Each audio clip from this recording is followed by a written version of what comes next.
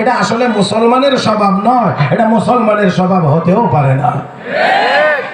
মুহতারাম হাজিরিন, তো এই সাহাবায়ে কেরাম নবীর দরবারে থাকতেন নির্ভেজাল ইমানদার, খাঁটি ইমানদার। তাদের ইমানের সার্টিফিকেট দিয়েছেন কে? আল্লাহ। এত আস্তে বললেন কেন? আর একটু মহব্বতের আওয়াজে সবাই বলেন। আরে আল্লাহর নামটা বললে তো এই বিশাল সমুদ্রের ভিতর থেকে আল্লাহর নামের আওয়াজ উঠলে আমি বিশ্বাস করি অন্তত এই ঢাকা শহরের কোনো জায়গাতে শয়তান দাঁড়ানোর সুযোগ পাবে না। তাহলে মহব্বতের আওয়াজে একবার বলি আল্লাহ।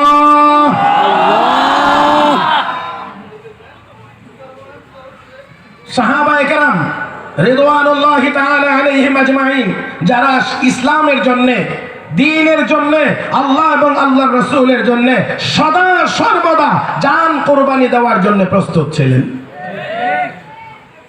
ঠিক সেই সাহাবায়ে কেরামের সূরত এবং লেভেল গায়ে লাগায়া একদল মানুষ বসবাস করত, যাদের উপরের লেভেলটা ছিল ইসলামের লেভেল, মুখে ছিল ইসলামের কথা, সূরতটা ছিল ইসলামের সূরত, কিন্তু ভিতরে লুকায়া ছিল কুফরি, যাদেরকে কোরআনের ভাষায় বলা হয় মুনাফিক।